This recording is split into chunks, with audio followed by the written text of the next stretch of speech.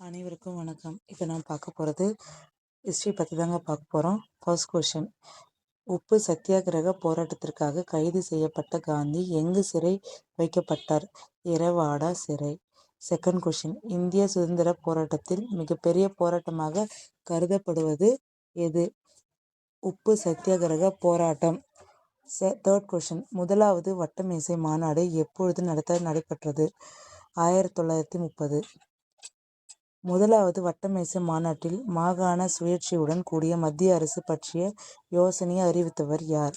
British பிரதமர் Ramsay MacDonald. Fifth question, Gandhi Irwin ஒப்பந்தம் எப்பொழுது ஏற்பட்டது? 1931 மார்ச் 5. இரண்டாவது வட்டமேசை மாநாடு எப்பொழுது நடைபெற்றது? 1931 செப்டம்பர் 7.